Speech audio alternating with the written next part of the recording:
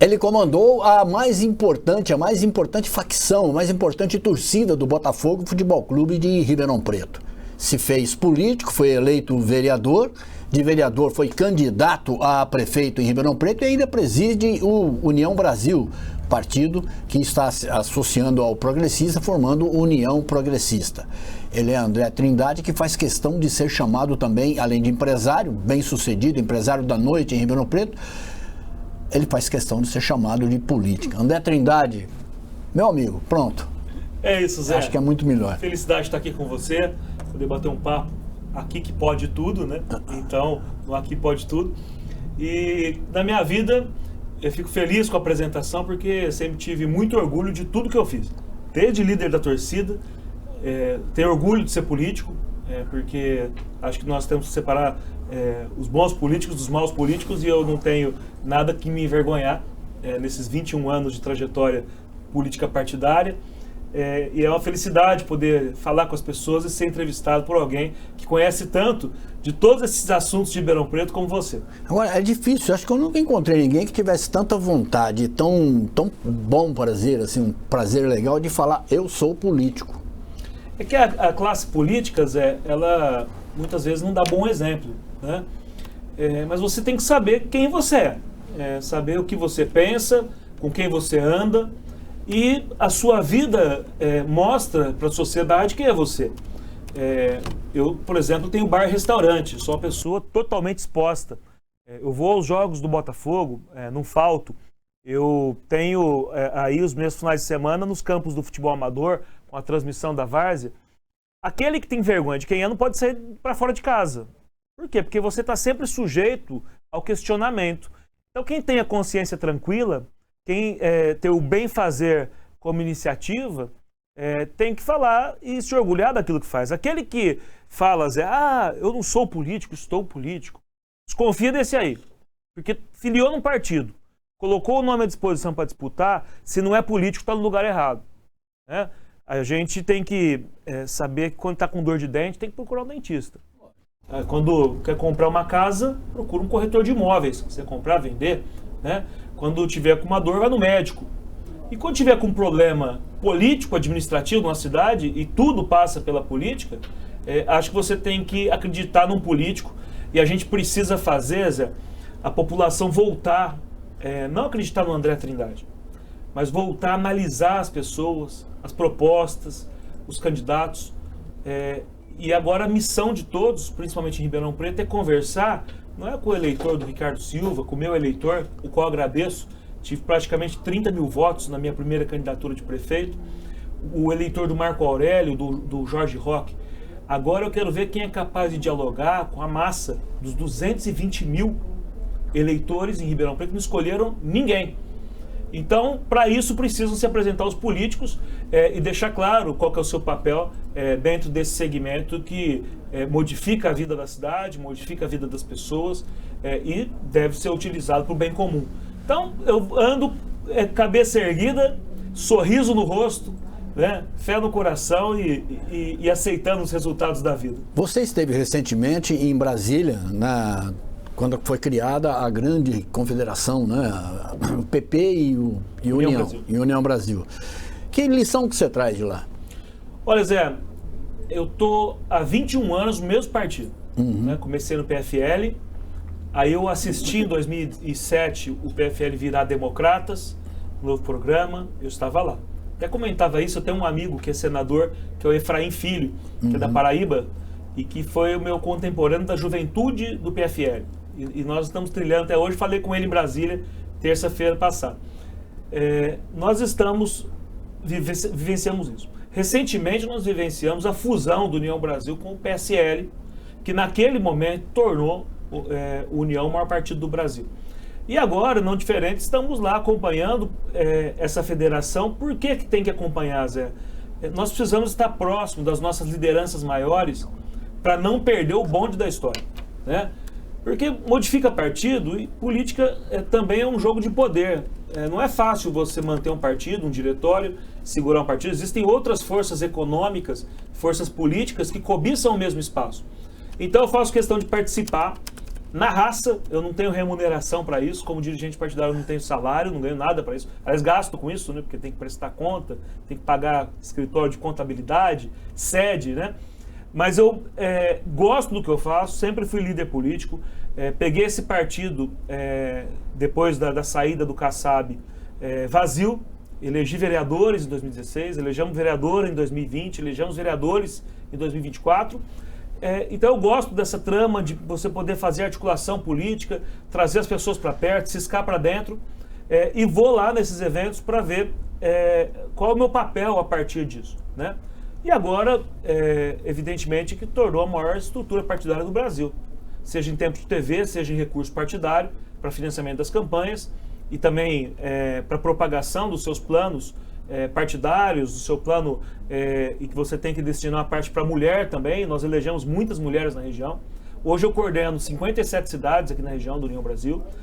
Tivemos a eleição de 46 vereadores, 3 vice-prefeitos. Então, não é pouca coisa, né? Então eu tenho que ir lá para poder dar resposta também para a minha região, de como vai funcionar, quem vai comandar, como que nós vamos compor. Então, eu tenho certeza que vai ser uma boa composição. É a grande indagação, né? Agora que fica.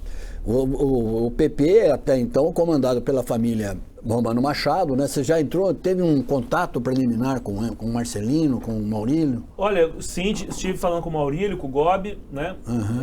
E uma coisa, né? Eu me dou muito bem com a família Romano Machado.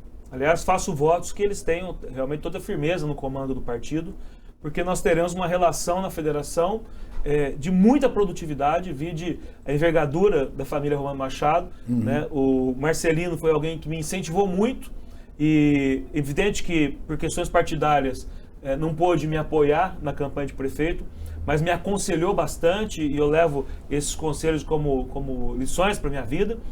O Maurílio, sem dúvida alguma, né? Somos todos botafoguenses e aí a gente começa a misturar, né? Partido, Botafogo. Se eu não tivesse no passado continuado num Democratas, o meu caminho seria o Progressistas, vide a amizade que eu tenho com o Maurílio, e agora esperar o comando estadual definir as suas diretrizes, porque agora é um grande arranjo, né? Aqui tá fácil, agora tem estados aí que Progressistas e União Brasil se matam lá, eles são adversários. Vídeo na Bahia, que a base do Progressistas está no governo do Jerônimo, que é do PT. Do PT. E lá o nosso grande líder, ACM Neto, é o adversário, e o prefeito Bruno Reis, para enfrentar esse grupo, e o PP está lá na base. Uhum. Né? Mas eu tenho certeza que o projeto nacional, daquilo que o Brasil precisa, colocado como ponto estratégico principal, vai fazer que abaixo todo mundo se acerte, se organize, porque é uma grande oportunidade de pertencer a uma estrutura grande de partido. E uma coisa boa, Zé, que eu tenho visto, né? Agora parece a fusão do PSDB com o Podemos, já teve lá atrás do União com o PSL, já teve do Podemos com o PSC. A redução de partidos é algo muito importante e necessário para o futuro do Brasil. Partido virou mercadoria, né? Em época de eleição, compra um partido, compra outro, a troco de tempo de TV, a troco de arranjo, e a população já não sabe mais quem é quem. Não sabe mais quem defende o quê, quem é de direita, quem é de esquerda, quem é de centro, quem é verde, quem é trabalhista. Então, a política se desorganizou, não dá para tocar com 31 partidos. Não dá. É inadmissível você dizer que o Brasil tenha 31, são mais, são 34, eram 34. Foi diminuindo por conta dessas federações. Fusões, federações e incorporações. Exato. E acredito que daqui até a eleição, Zé, mais ainda acontecerão. Já tenho ouvido, também estive em Brasília 2 semanas antes, o deputado Baleia, que é líder nacional, figura maior do MDB, já se manifestou em federação com republicanos, o PSDB nessa trama com o Podemos, e aí vai aglutinando aqueles parecidos. E União Brasil e Progressistas são muito semelhantes na sua ideologia, no modo de pensar e na atuação dos seus políticos. André, o que vai fazer daqui para frente o político André Trindade? Ele é candidato a quê? Vai participar em qual eleição? Olha, Zé, eu vi que você gostou e gostou muito dessa experiência de ser candidato a prefeito.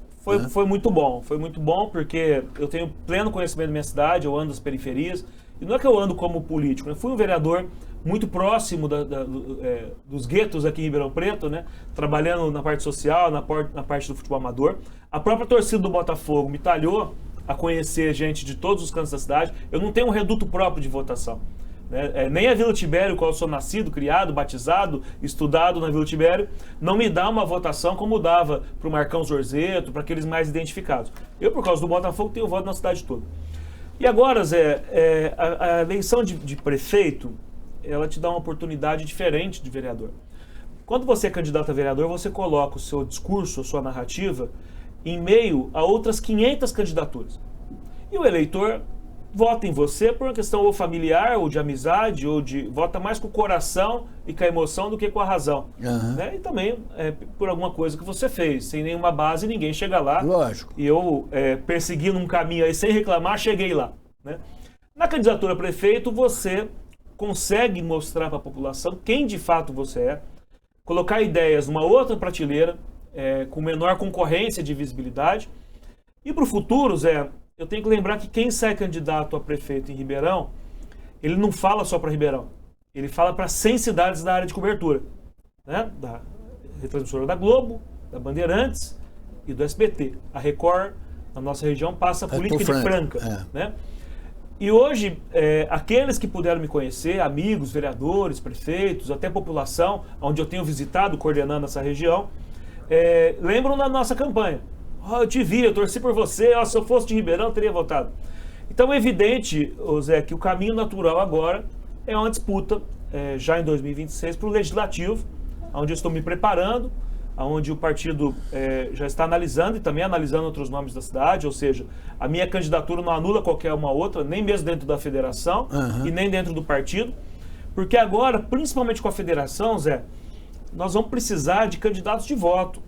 Você pega uma chapa de deputado, vamos pegar a melhor, que teve, foi a do PL, tá? Que foi que elegeu mais deputados em São Paulo. Você pega na rabeira lá, tem candidato de 1.000 votos, 2.000 votos, 3.000 votos. E para deputado, isso prejudica o partido fazer mais cadeiras. Eu acho que a federação vai juntar as maiores lideranças regionais e da capital do Progressistas, as maiores lideranças regionais do União Brasil e também da capital, e nós vamos ter uma chapa uniforme, com grande competitividade, ou seja, isso aumenta a dificuldade, mas a facilidade se cria que a grande competitividade gera também mais cadeiras. E Ribeirão tem espaço para ter mais cadeiras. Do que a gente foi no passado, nós estamos muito aquém do número de deputados que a gente poderia ter. Nós chegamos a ter 4 deputados federais, 5 exercendo em uma legislatura, estaduais também. Então o caminho natural é esse, Zé. Eu como disse, né, fiquei feliz com a votação em Ribeirão Preto, em que pese não ter ido para o segundo turno. A minha candidatura foi a última candidatura. Ela não foi construída, ela foi fruto de um vácuo de candidaturas que tinha ali. E vou dizer, ela modificou a eleição, a minha candidatura. Por quê? Porque se não tem a minha candidatura, só tem a do Marco Aurélio, dava primeiro turno. E eu, que não sou inimigo do Ricardo Silva, só fui adversário, né? Aliás, tenho boa relação, me candidatei e União Brasil colocou como protagonista uma candidatura que poderia ser minha ou do Gasparini, que lhe foi oferecido. Porque não dá, Zé, para uma cidade igual a Ribeirão Preto ser discutida por WO. Não. Que é o que vocês diziam nos comentários políticos aqui no programa do Chaim, nos programas de política, nos comentários, e era verdade. Aliás, acho que uma cidade como Ribeirão não dá nem para ser discutida em primeiro turno. Porque para o eleitor ter a maior consciência, agora nós vamos ter o conclave. E o conclave, enquanto não se esgota lá as questões de maioria, não se elege o Papa. Ou seja, uma cidade com a complexidade dos problemas de Ribeirão, com o tamanho de Ribeirão Preto, tem que ser discutida a exaustão. E aí o eleitor se interessar e poder escolher aquilo que ele acha de melhor. Então, agora o nosso caminho é uma vaga no Legislativo, ainda não definido se federal ou estadual. Isso depende de uma análise de cenário, inclusive cenário das composições dobradas na região, onde a gente vai colocar o nosso nome à disposição mais uma vez e esperar aí a aprovação do partido para que possamos representar Ribeirão Preto. André, eu conversei com você muito rapidamente no sábado, sexta-feira, né? Teve um show lá no Martinicos, que é o teu estabelecimento, e você me disse uma frase que me ficou muito forte. Você falou assim, Muita gente esconde que morou na casinha do fundo. Eu morei na casinha do fundo e falo isso muito abertamente porque eu fui muito feliz. Eu morei lá sendo feliz. Ô Zé, eu nasci na Vila Tibério. Meu pai veio de São Sebastião do Paraíso, serralheiro, metalúrgico. E nós sempre moramos de aluguel na Vila Tibério. Tenho o maior orgulho disso. Nasci na rua Castro Alves 343, depois mudamos para Joaquim Nabuco 333, Casa 5, e aí eu acho que veio uma influência política. Porque eu era vizinho de muro do José Wilson Antônio. Exato. Né? Do seu Zé Caseiro, né? Da dona Olívia, da dona Neuza, do seu Wilson. Vizinho do Tony, e o Tony já era, eu nasci em 79, o Tony foi o vereador mais votado já no comecinho dos anos 80, e deputado, e eu me criei ali. Aí Botafogo, Vila Tibério, estudei no Sinha Junqueira, me batizei na Nossa Senhora do Rosário, meus pais se casaram na Nossa Senhora do Rosário, e ali parece que tem um imã que me coloca ali. Porque quando a gente ganhou uma casa na Coab, no Zé Sampaio, e minha mãe está lá até hoje, 2 anos depois, com 13 anos, já vim trabalhar na Diederix, aqui da Vila Tibério. Antigo banco construtor ali na Joaquim Nabuco, em frente à sua casa. Né? Exato, E Castro Alves 180, o CNPJ 5597160000199. E fechou em 96, hein? Desativou. Como é que você consegue guardar isso? Eu tenho uma história de amor com o grupo, né? Da Diederix, que hoje é o grupo da Santa Emília, que tem 123 anos esse ano. Centenário. Completo, né? É uma escola. E aí, depois que saí da Diederix, fui trabalhar em outros locais, né, no ramo de construção civil, no varejo, e aí eu volto para Vila Tibério para reabrir a sede da Gonçalves Dias, com a torcida do Botafogo. Aí... Com o Gonçalves Dias 450. Exatamente. Aí eu encontro um relacionamento na Vila Tibério, que é a Tânia, que está comigo há 17 anos, fizemos agora no último dia 28 de abril, e volto a morar na Vila Tibério de fundo, na Luiz da Cunha. E ganhei a eleição, Zé, morando de fundo. Ou seja, eu sou a prova viva que a política não é só dinheiro, só fama. A política é trabalho, é status, é raiz, né? E eu tenho muito orgulho porque, de fato, a gente vivia muito feliz e vive feliz até hoje, morando de aluguel até hoje. Hoje eu moro no Monte Alegre, estou ali pertinho. Mas montei meu escritório político na Vila Tibério e 3 anos depois abri lá um comércio para fazer jus à história do Caneca de Prata, para fazer jus à história da Confecções Pedro, ali na esquina onde eu estou. Então, eu acho que eu estou fadado a nascer, crescer, desenvolver e morrer na Vila Tibério, naquele pedacinho ali, e que eu tenho muito orgulho disso. Então, é isso que eu falo, Zé. Tem gente que acha que o político veio só de berço de ouro, ou de berço político, ou de herança política. Eu até admiro aqueles que consigam levar esse legado para frente, da família, mas eu tive a chance, por força própria, do meu entusiasmo, da minha vontade e pelo amor que eu tenho por Ribeirão, né? Eu deixo isso muito explícito, né? Perdi a eleição, o cara sai de cabeça baixa. Não, eu estou feliz.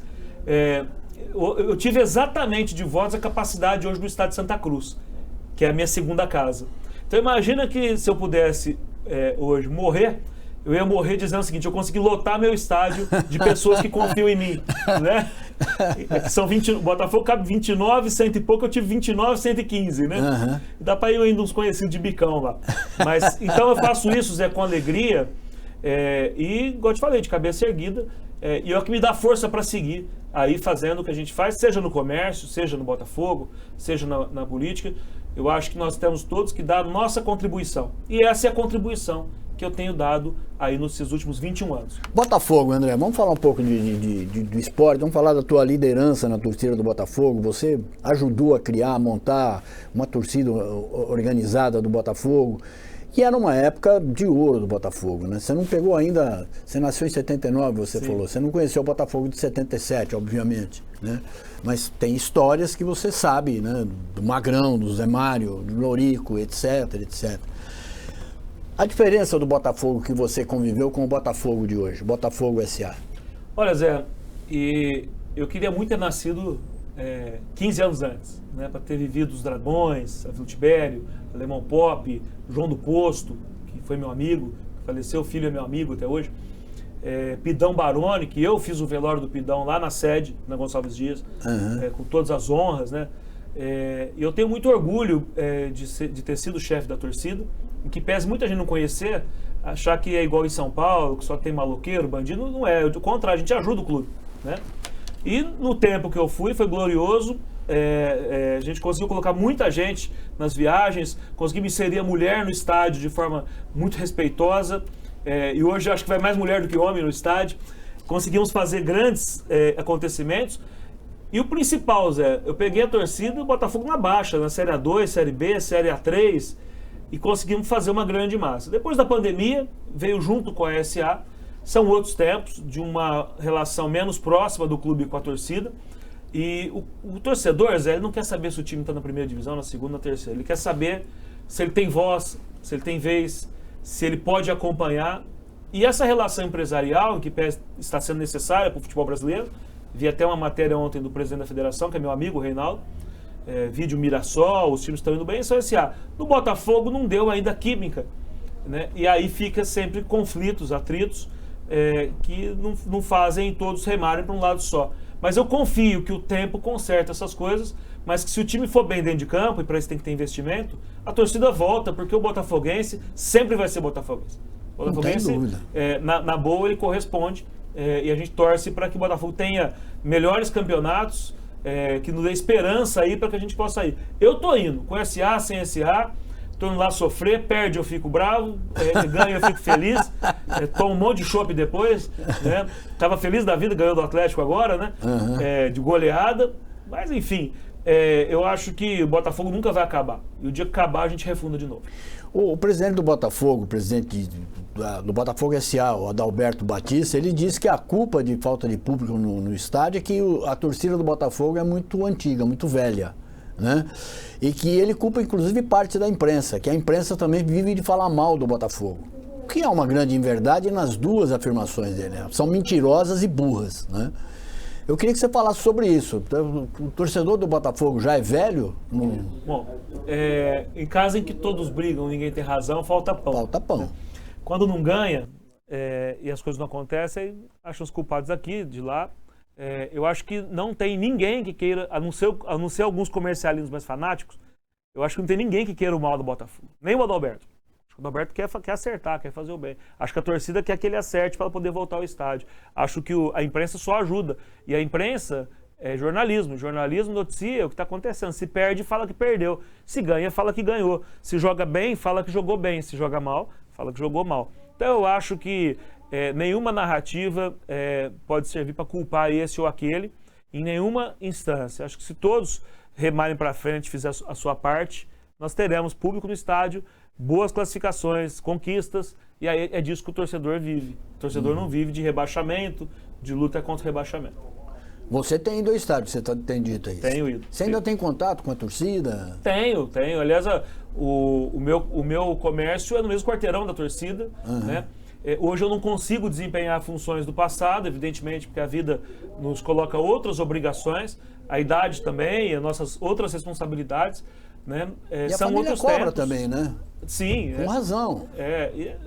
Eu já deixei muito de aniversário do meu filho porque era estreia de Paulistão, por exemplo, tinha que levar a torcida para fora, né? Mas tenho certeza que também na torcida eles estão fazendo o que pode para retomar aquilo que era, né? E eu não posso criticar e comparar meu tempo. É igual que você quer comparar o Pelé com de hoje. São outros tempos, outros momentos, e você nunca pode, Zé, criticar aquilo que você não pode fazer melhor no momento, né? Então, por exemplo, se eu quiser criticar o prefeito, hoje de Ribeirão, eu tenho que ser candidato de novo, ganhar a eleição e fazer melhor do que ele. Eu falo assim, criticar por criticar quando você não pode fazer melhor, isso na minha vida nunca vai acontecer. Eu acho que eu vou criticar os vereadores da Câmara de Ribeirão. Eu fui vereador, né? Então, assim, se eu quiser criticar eles, eu tenho que voltar a me candidatar, ganhar, né? E aí tentar fazer melhor. Que só criticar é um papel da sociedade, da imprensa, que é correto, mas eu, estando dentro do cenário, eu me comporto dessa forma. André, todas essas vertentes que você tem, de torcedor apaixonado, chefe de torcida do Botafogo, de grande líder político, presidente de um importante partido, enfim, nas tuas andanças como morador de Vila Tibério, quais as influências que você recebeu? Zé, foi até legal porque entre uma cachaça e outra, cachaça não que eu tomo chopp, né? Mas chopp é bom para refletir. Acho que por isso que eu montei bar, né? E lá no bar eu sou sócio e cliente, e eu tenho lá o Juninho, filho do Bolota, que trabalhou na Rádio 79, que era um torcedor apaixonado do Botafogo, falava rouco. Eu sei, conheço. Faleceu em 2010. Eu falo que a gente tem que refletir, e acho que quem gosta de um shopping é bom para isso, bater papo, né? Lógico, opa. E esses dias às vezes tem que tomar cuidado com os dedos quando você reflete muito, que aí você vai para a internet e depois você tem que se arrepender e apagar. Mas eu acabei escrevendo lá algumas influências da minha vida. Então, por exemplo, eu tenho uma influência profissional, Anselmo Girolineto. Foi meu gerente na Diederiksen, professor no Auxiliadora, no Auxiliadora não, no que fechou ali no centro, o Metodista. O Anselmo, poeta, foi meu gerente, né, uma influência na minha vida. Na torcida, Mariano de Barros Barbosa, foi meu presidente, que eu tenho orgulho. Tem gente que desmerece o seu último presidente, eu enalteço porque como liderança, né? Política, tive algumas influências, né? Começa com o Wilson Tônio, né? E paixão por rádio, né? César Bruno, Wilson Tônio, adoro rádio, faço comunicação, né? Já tive programa de rádio, faço transmissão de jogo de futebol de várzea, Elton Pimenta, né? Política tem o Tony, tem o Rodrigo Garcia, que eu acompanho há muito tempo, mas eu tive alguém que foi decisivo na minha decisão, não fazendo redundância, de entrar na política, chama-se Carlos Melles.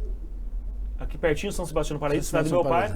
Eu atendi o Carlos Melles uma vez numa loja aqui em Ribeirão Preto, que eu trabalhava, e ali eu comecei a acreditar nos políticos, com 21 anos. Ali falei, eu vou entrar na política e vou seguir a carreira desse cara.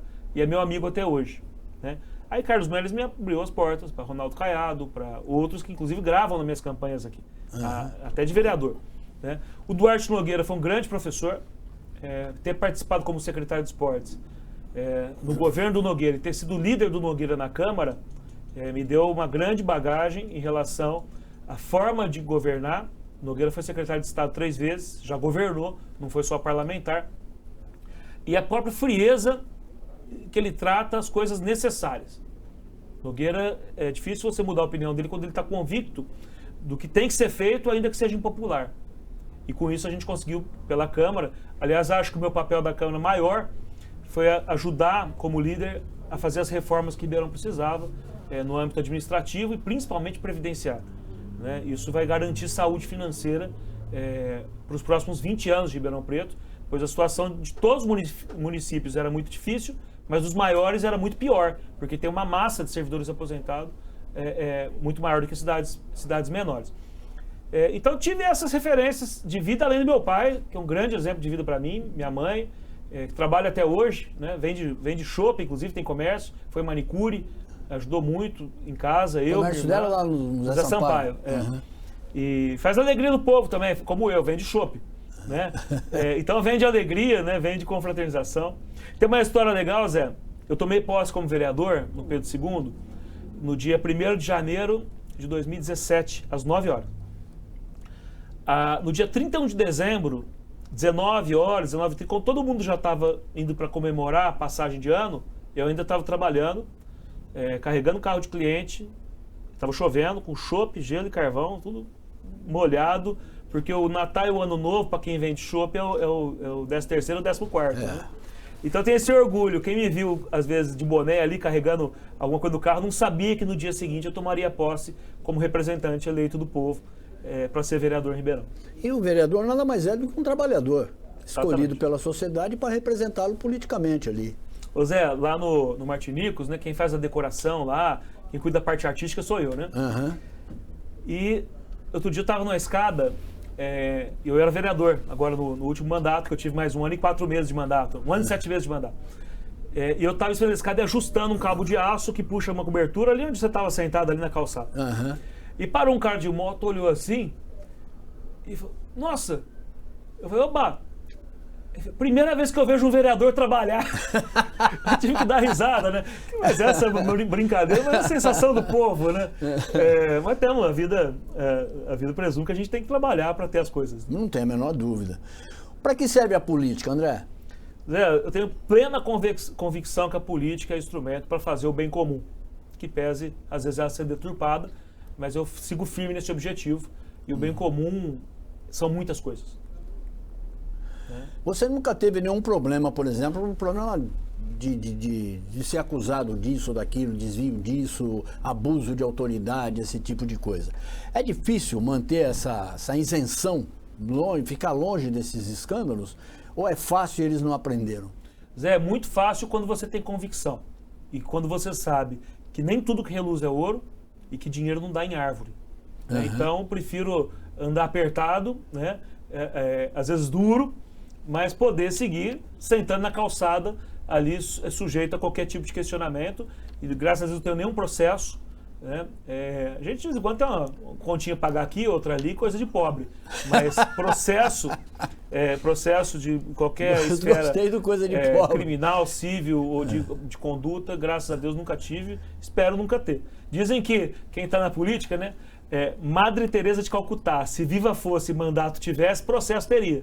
Né? Então, disso aí eu estou tranquilo. Você tem hábitos elegantes, hábitos finos, ou você mantém os hábitos de menino pobre da Vila Tibério? Ô Zé, eu tenho, eu costumo dizer que eu tenho bom gosto. Né? Sou muito simples, sou muito natural da forma que eu vivo. Mas eu evidente que pela atividade, ter sido líder, de conhecer pessoas, como secretário de esporte, fiquei muito próximo do COB, do Comitê Olímpico, vou em jantares, vou em bons eventos, e aí você tem que se vestir de forma adequada, você tem que se colocar de acordo com aquilo. Né? Eu acho que o bom político tem que falar com o cara lá da comunidade até com o governador. E eu me comporto assim, mas nunca mudando quem eu sou. Sempre com a mesma sinceridade, mas também falar que a gente não gosta de coisas boas, né? Acho que também é uma parte da vida que tem ônus e bônus, algum bônus, né? De você poder ter uma vontade de comer algo bom, de ir num restaurante bom, de fazer uma viagem que te proporciona estar com pessoas boas. Então, mais longa, mais distante. A minha elegância está naquilo que eu construí de relacionamento na minha vida. Falar em construir relacionamento de vida, durante a campanha, durante o período eleitoral, o Bolsonaro veio a Ribeirão Preto 2 ou 3 vezes fazer a campanha, coisa e tal, e acabou não sendo explícito com nenhum candidato. O próprio Nogueira, era prefeito, te apoiava e tentou fazer essa ponte entre você e o Bolsonaro. Você se sentiu preterido naquele momento, quando o Bolsonaro lavou as mãos e deixou por conta? Vamos ver o que vira aí. Ô Zé, não preterido, e vou explicar o porquê. Aliás, quem fez essa aproximação foi o Paulo Junqueira, que é muito próximo do Bolsonaro, meu amigo, e não é meu amigo da política, é meu amigo do Botafogo, me conhece, sabe onde eu nasci, sabe como eu vivo, sabe como eu me comporto. O Paulo é um amigo, como eu disse, que vem antes da política. Ele tentou fazer essa aproximação, eu e o Bolsonaro nós jantamos, ele, Nogueira, numa pizzaria aqui. Era vontade do presidente Bolsonaro apoiar, não o André Trindade, porque ele não conhecia o André Trindade, mas um candidato que fosse de direita e principalmente que fosse apoiado pelo Paulo Junqueira. Esse sim me apoiou, eu sou muito grato. Agora, o Bolsonaro tem uma limitação partidária. Ele hoje é a maior expressão do Partido Liberal, e o Partido Liberal em Ribeirão Preto apoiou o Ricardo Silva, né? Por um arranjo político lá, com o governador, com o Isaac, o que eu respeito, e isso limitava o Bolsonaro de explicitamente poder me apoiar. Tive o apoio do Paulo, estive 3 vezes com o Bolsonaro na campanha, muito próximo dele, fotografamos para deixar uma mensagem, ainda que tivéssemos que respeitar o espaço dele para não trazer nenhum constrangimento em relação... Agora, também não apoiou meu adversário, que o PL apoiou. Né? Ou seja, e também não fotografou e também não conviveu. Então tive essa experiência de estar por 3 vezes ali. Sou grato, né, ao Paulo, né? Sou grato ao Ronaldo Caiado, que é nosso pré-candidato a presidente da República hoje da direita. Esse sim gravou para mim, para vereador em 16, gravou em 20, me conhece, gravou agora em vídeos longos, agora em 2024, né? Mas eu sou grato a todos que de alguma maneira se colocaram próximos ou para me orientar ou para me desejar sorte, ainda que não pudessem levantar a bandeira. Você se considera um candidato de direita? E vou um pouco além. O que é ser um candidato de direita, ser um representante da direita? Zé, eu sempre tive do mesmo partido. Então minhas influências são todas do Democratas, do PFL, mas eu não sou aquele candidato de direita extremista. sou um cara que conversa com todo mundo, converso com todos os partidos, converso com todas as lideranças. Eu fui presidente do Conselho de Ética na Câmara, conversava bem. Tivemos situações lá com vereadoras do PT que estavam lá inseridas. Nunca usei a minha ideologia política para colocar a serviço de alguém ou em desfavor de alguém. Mas eu acredito na liberdade econômica, acredito na liberdade de propriedade, eu acredito em coisas que vão mais de acordo com os liberais. Foi a minha escola de política, né? Então, sempre me posicionei, sempre votei, sempre defendi candidatos como Duarte Nogueira, como Rodrigo Garcia, que também não são extremistas, mas sempre quiseram uma política de mérito, uma política de liberdade econômica, uma política onde as pessoas possam prosperar. E quem que representa? Qual é a representatividade que você traz nesse bojo todo? Olha, Zé, no governo do Lula e da Dilma, o único partido, aliás, quando nem existia Bolsonaro na cena, que combatia esses governos era o Democratas. Eu era o líder regional da Juventude Democratas. Uhum. Né? É que, por conveniência, as pessoas vão mudando de corrente. O Kassab era o nosso grande líder. Ele montou o PSD para poder se associar ao governo da Dilma. Então, de verdade, é essa. Né? Então, por exemplo, não estou falando mal do político, mas qual é a identidade política, por exemplo, do Ricardo Silva? Ele começou no PDT, foi do PSB e agora é do PSD. Então, cada dia você está num lugar com lideranças diferentes. Um dia você é Márcio França, como ele já foi, outro dia ele é Tarcísio. Né? Então, assim, não é a crítica à pessoa, mas eu sou um político pragmático. Eu sempre tiro do mesmo lado, com as mesmas pessoas, do mesmo partido e defendendo as mesmas coisas. Chama-se coerência, né? Político tem que ter coerência. Exato. Coerência e lealdade. Nunca fui de ficar muito em cima do muro, né? Em que pese não ser um radical e ser até um conciliador na Câmara. Sempre conciliei muitas situações ali do governo com a Câmara, era líder, né? Até em eleição de mesa de Câmara. Eu e o Fabiano Guimarães, que agora está na França, fazendo intercâmbio, e deve ficar por lá, é o nosso representante internacional agora, foi vereador comigo. A gente decidiu uma eleição da Câmara e não decidiu pelo grupo do Nogueira. Ele está na França, o Fabiano? Agora? Está na França há 2 meses. Está lá. Está fazendo intercâmbio? Ele tá aprimorando questões de pós-graduação, mas aproveitando para viver também lá um tempo, né? Ele também não foi reeleito, né? Uhum. Mas com certeza vai voltar com mais bagagem e com boas ideias. Pô, uma delícia passar um tempo bom assim, né? Tá lá, se preparou e tá lá. Nós estamos ralando aqui em Ribeirão, o Fabiano tá lá na França, lá tomando vinho. Que é bom, é bom. Não tem a menor dúvida. Eu queria falar voltar a falar de política doméstica, política tupiniquim. Sim. Como é que você vê esse governo do Ricardo? Olha, Zé, bom, primeiro, como eu disse no começo, eu tenho 2 características e aí eu coloco o meu olhar. Uma, que me considero um grande participante da democracia. E o que diz isso? Diz isso que eu não tenho inimizade com outros políticos aqui de outras correntes.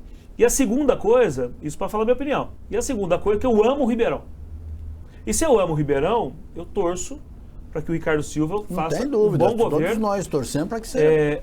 Em que pese haver uma guerra de narrativas nesse começo de governo, ele pegou uma cidade economicamente muito, mas muito melhor do que aquela que nós recebemos lá atrás, com obras que até algumas, e é normal se apropriar, porque hoje o prefeito é ele, obras que iriam uma hora acabar, como a 9 de julho, como a Ponte do Leão 13, como em breve a inauguração aqui no centro do novo Bom Prato, que vai trazer muito mais dignidade para as pessoas que precisam. Então vejo, por enquanto, uma sequência, né? E aí, agora, daqui para frente, esperar que as promessas de campanha, os compromissos assumidos sejam entregues à população, como a gente entregou em 8 anos. Eu falo a gente porque eu sempre apoiei, desde a campanha de 2016, os 2 governos do Nogueira. Fui líder, tanto que na campanha o Nogueira falou, esse esteve comigo, esse me ajudou nas realizações. Então eu vejo ainda uma sequência daquilo que foi bom, e uma expectativa grande do que pode ser melhor. Porque quando você pega uma prefeitura em boa condição financeira, e aí eu citei a reforma da Previdência, que só isso, Zé, economiza por mês aí cerca de 12 a 16 milhões de reais por mês, a fusão das massas que a gente fez. Então ele tem fôlego para governar, está com entusiasmo, está usando bastante as redes sociais, e isso vai ter que bater com as entregas, porque lá na frente a conta não fecha. Mas acredito que boa parte do governo dele era o governo do Duarte Nogueira. Os partidos que governavam com o Nogueira, exceto o meu, que teve candidato, continuam governando com o Ricardo Silva. né? E a expectativa é que ele possa dar essa sequência e fazer um bom trabalho, reconhecendo o que ele recebeu e colocando a cara dele naquilo que ele vai inventar de novo. Você está falando de promessas feitas a utilização de rede social, junto com essa aparição em excesso da rede social, vem muitas promessas vêm na sequência, né? E promessas, às vezes, que você não percebe, são imperceptíveis. Mas você fala, vou trazer luz aqui. É uma promessa. E a população, a rede social, ela atinge muita gente. E a população tem uma expectativa. Então, se aquilo que foi dado como um vídeo midiático, e eu tenho acompanhado, inclusive, palestras de estrategistas de comunicação política, e ele fala muito do prefeito de Sorocaba. O que você noticia ali tem que acontecer para todos. Por exemplo, eu já vi um vídeo de uma incursão do prefeito com a segurança pública num ferro velho. Mas se nos dias seguintes continuar o furto de fio, furto de torneira, furto de cadeado pelo resto da cidade, aí aquela mídia às vezes não vai bater com a ação. Por quê? Porque a ação ela tem que ser efetiva para todos. Tudo que é divulgado tem que estar acontecendo para todos, né? Mas eu tenho certeza que ele tem pessoas lá, profissionais, que vão ajudá-lo a encontrar esse caminho e garantir essas conquistas. Mas esse realmente é um perigo. Essa do ferro velho aí, por sinal, eu vi, né? Inclusive com detenção de 4, 5 elementos ali, pessoas ali, ladrões de fio, essa coisa toda. Um prefeito não é para dar voz de prisão. Ele pode dar voz de prisão, como qualquer civil pode dar voz de prisão. Mas um prefeito é para governar, um prefeito é para tomar atitudes, um prefeito é para tomar decisões, um prefeito é para ser o principal, como é que fala? Responsável pelo diário oficial. Eu acompanho tudo, Zé, e vou te falar um vídeo que eu vi ontem que eu gostei muito.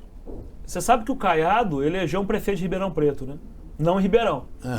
O prefeito de Goiânia, o Sandro Mabel, o Sandro Mabel é de Ribeirão. É de Ribeirão, né? E é o prefeito de Goiânia. Ontem eu vi um vídeo do Sandro Mabel num lugar muito degradado, com muito morador de rua, com muita gente em situação deplorável, barracos, colchão.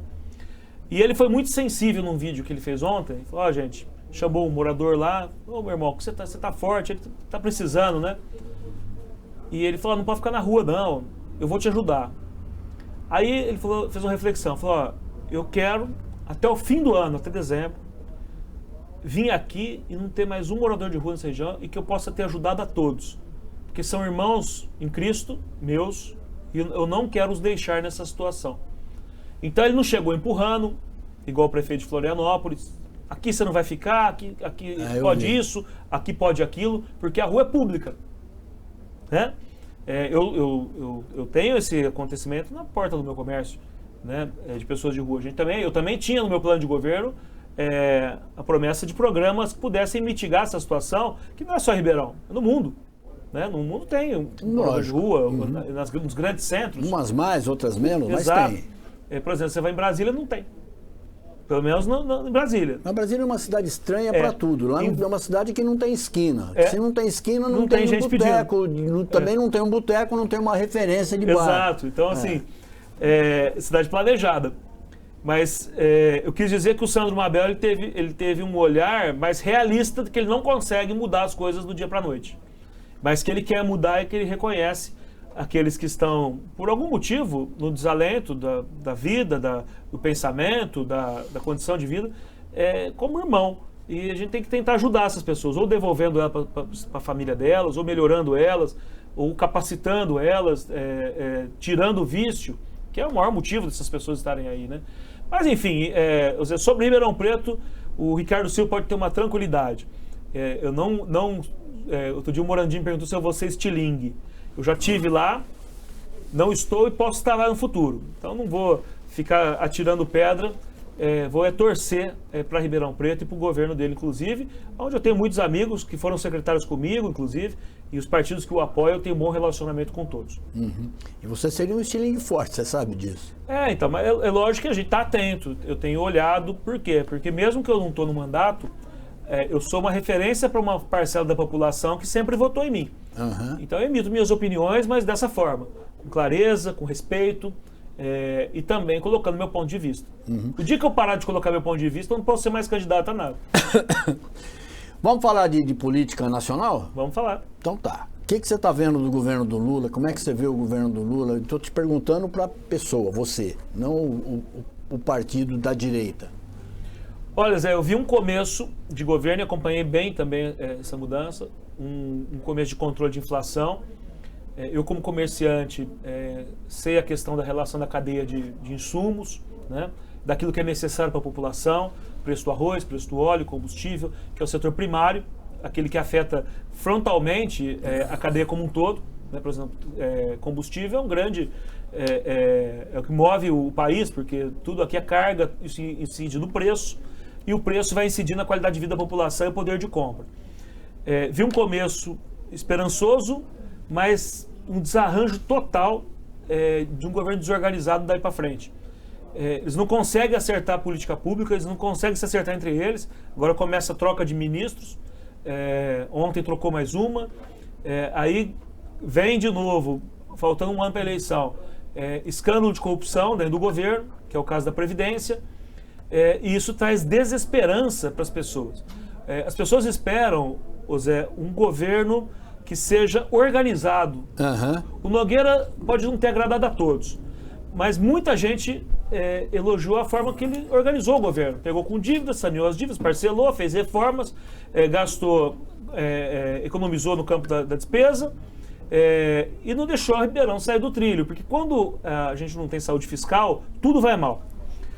Eu vejo agora, Zé, e vi na federação, não porque o Ronaldo Caiado é um dos presidenciáveis, mas ele disse que tem uma geração de governadores que estão entregando uma gestão mais eficiente, uma gestão menos política e mais empreendedora. Ratinho Júnior, no Paraná, um bom governo, o Zema em Minas, o próprio Tarcísio em São Paulo e o Caiado em Goiás. Até brinquei na abertura da Grishow, que o Alckmin estava lá, e foi lá que o Caiado falou que é a melhor geração de governador, e falou, tem que incluir o Alckmin, que era bom gestor. Melhor gestor do que político, né? Porque era meio ali, sem sal, sem açúcar, né? Mas fazia uma gestão em São Paulo e trouxe programas que deixou São Paulo economicamente nos trilhos. Então eu acho que nós estamos precisando, agora, de uma guinada de governantes que tenham mais do que capacidade política, a capacidade de montar boas equipes. Porque se você monta boas equipes, né, vou dizer, muita gente vai ficar bravo comigo, porque o regime bolsonarista tem uma coisa lá, proibido discordar. Eu acho que o primeiro momento do governo do Bolsonaro, com Mandetta, com o astronauta na ciência e tecnologia, com o Paulo Guedes na economia, o primeiro momento, com o Moro na justiça, o primeiro momento do governo dele, acho que foi ótimo. Por quê? Porque tinha pessoas que eram afetas aos assuntos. Tereza Cristina na agricultura, né? Depois, quando você começa a trocar por político, por general, por... Nada contra general, sou amigo do general Peternelli, que é nosso tiberense também, nascido na Rio Tibério. Mas eu acho que o governo tem que ser técnico. Quando eu cheguei na Secretaria de Esportes, eu era um vereador derrotado nas urnas. Então, o que se deduz? Bom, o cara perdeu, os assessores dele devem estar tudo desamparado, ele vai para a Secretaria de Esportes. O que ele vai fazer?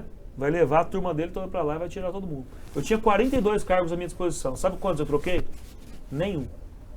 Por quê? Porque para chegar naquela posição eu fui político. Mas para governar a Secretaria de Esportes, tem que ser técnico. Eu tinha que ser técnico e tinha que contar com quem? Com os técnicos que estavam lá. Então eu creio que o governante, o presidente da República, o governador, o prefeito, a maior capacidade dele não é de governar não é ele que governa, quem governa é o time. É montar uma grande equipe. Se eu fosse prefeito, eu sei que com toda a minha boa vontade, eu teria várias deficiências em relação a vários temas, porque eu não sou clínico geral de administração pública, né? Mas eu ia convidar e selecionar os melhores para estarem comigo nas áreas que atuam. Então eu acho que o grande desafio do Brasil é esse, ter um governo menos populista, mais pragmático, e que tenha coragem para enfrentar as reformas que tem que enfrentar, para poder sobrar dinheiro para aquilo que é necessário, tanto no custeio da máquina como no investimento. É uma boa análise, né, Lili? É o que a gente aprendeu a fazer aqui. Se você tem uma equipe forte, você faz um governo forte. Se você tem uma equipe fraca, o teu governo obviamente vai ser fraco. Zé, e vou te falar mais. Eu fui secretário aqui, fui líder do Nogueira aqui. Político também não dá para ficar fazendo favor para grupo de amigo. Eu falei que a política é um instrumento para você garantir o bem comum. O bem comum é o bem de todos. Então, os interesses empresariais, comerciais, têm que ser garantidos a todos. E cada um que seja bom naquilo que faz. Então, não tem dúvida. Surge muita fake news, muitas coisas. Por exemplo, essa questão do ovo. É sabido que um grupo frigorífico se envolveu com o Lula, com o Temer lá atrás nos governos, né? Que é quase um monopólio, isso é uma commodity, a carne. Uhum. Aí vem essa história do ovo, que tem uma restrição de como ele tem que ser feito, e criou um desgaste enorme para o governo. Teve que voltar atrás. E aí sabe-se que esse grupo econômico enorme adquiriu a maior granja, o grupo de granjas que tem. Então, são essas coisas, vou dizer para você, o Bolsonaro, quando fez a reforma trabalhista, pecou na questão dos militares. Por quê? Porque deu privilégio. Ou você governa para todos e traz solução para todos, e dói um pouquinho cada um. Né? Aqui em Ribeirão doeu um pouquinho no servidor. Né? Mas é para eles mesmos e para a futura geração de servidores e para aqueles que vão ingressar na aposentadoria sob pena de não ter o dinheiro para pagar, como aconteceu no Rio, aconteceu no Rio Grande do Sul. Então, esse diálogo adulto é o que a população espera, porque vai refletir na ponta. Um país que tem saúde fiscal e que corta privilégios, ele entrega uniformemente para a população. Cada medida, claro, da classe social, todos se beneficiam.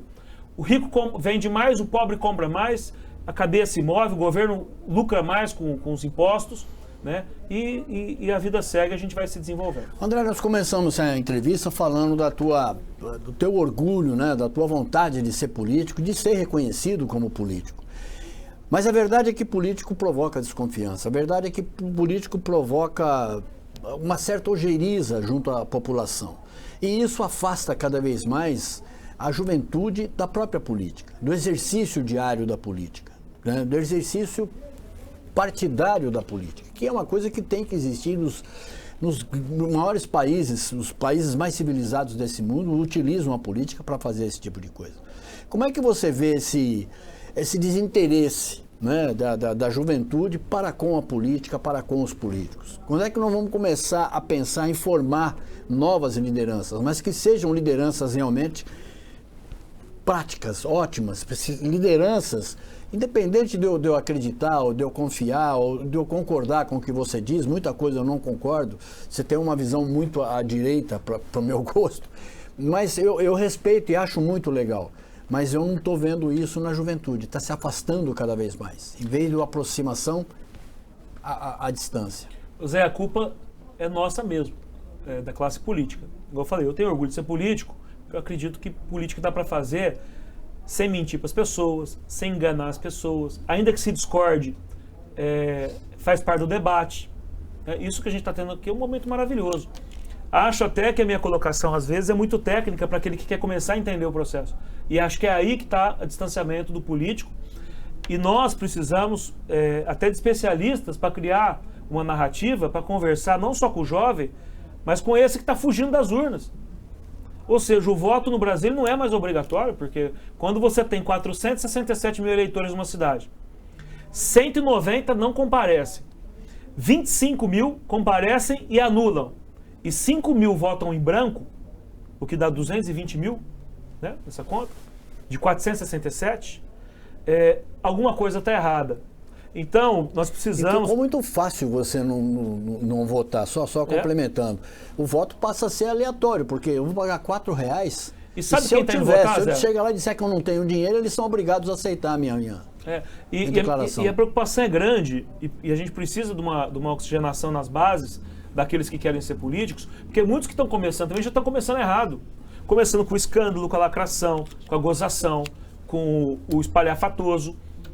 E isso, na frente, não vai ser bom para a cidade, para o Estado. Vide o Estado de São Paulo hoje. Nós, depois desse extremismo exacerbado, estamos votando em candidatos que nem conhecem a nossa região. Você pega a soma dos votos do Eduardo Bolsonaro com o Ricardo Salles, outrora com a Janaína Pascoal, soma dá mais do que os deputados locais, e aí a cidade fica no fim da fila. Por exemplo, eu sempre fui ligado ao deputado Aldo Demarque, de Rio Claro, foi 7 mandatos de deputado. Ele era um deputado que brigava pelos recursos para sua região, estradas, alças, escolas estaduais. Hoje Rio Claro não tem deputado. Por que não tem? Porque votaram na lacração, votaram... Então, o trabalho que a gente vai ter que fazer, que vai ser árduo, é de convencer as pessoas a olharem os políticos, e aí os políticos, por sua vez, vão ter que começar a ser mais sinceros com as pessoas. Fazer o que eu estou fazendo aqui agora. Você está falando do Rio Claro nosso. Sim, aqui, de São Paulo. Exato. Nasceram duas figuras emblemáticas lá, né? Quem são? Dalva de Oliveira e Ulisses Guimarães. Olha só. E hoje não tem deputado da região. Né? Então, o que acontece? Nós precisamos falar mais claro com a população, convidar as pessoas a participar do processo com consciência. Mas não adianta se o político não tiver consciência. Se o político engana, fala muito fácil na época de campanha, promete aquilo que a gente sabe que não vai fazer. Então a gente precisa começar a ter de novo, voltar, uma coisa que eu acho que nunca mais volta, que antigamente o pessoal tinha quadro de político em casa. Eu conheço gente em Ribeirão Preto, de idade, que mora no Quintino, que tem um quadro do Duarte Nogueira pai em casa, na sala. Né? Então é esse o pertencimento que a população tem que ter e de se relacionar. A gente vai ter que voltar para as esquinas, voltar para os bares, voltar para os cafés para discutir política e fazer as pessoas serem conscientes, porque o radicalismo está avançando. Você vê nas redes sociais quem tem seguidores é quem fala tudo e nem tudo é verdade, quem quer mostrar tudo, mas não sabe o que está por trás. Então temos que tomar muito cuidado com isso. Você já foi vítima de fake news ou não? Creio que não, Zé. Aliás, a pessoa pode falar de mim que viu meio tonto aí que eu tinha tomado umas, aí não é fake news, é verdade. Que viu eu xingando lá no campo do Botafogo, que eu sou gordo, pode falar o que quiser. Entendeu? Mas de fake news, graças a Deus, não, e espero também não ter feito para os outros. Viu? André, foi um prazer te receber aqui, cara. Fazia tempo que a gente estava ensaiando e acabou dando certo. Que bom, fico muito feliz, sou um telespectador. Obrigado. Não só do Aqui Pode Tudo, mas dos outros programas. Da Tati, onde temos muitos amigos aqui, onde eu já fiz parte da casa, né? E vamos seguir, Zé, com esse entusiasmo de acreditar ainda que as coisas podem ser melhores, né? Eu vivo tranquilamente, Zé, todo dia, sabendo que hoje tem que ter sido melhor que ontem e que amanhã precisa ser melhor do que hoje. E assim a gente vai levando a vida aí sem outras preocupações. Com certeza. André, brigadão. Obrigado, Zé. Agradecimentos também a você que nos acompanhou até agora. Ficamos por aqui hoje. Mas a gente volta. Semana que vem estamos de volta. Até lá. Estamos às 3 horas falando.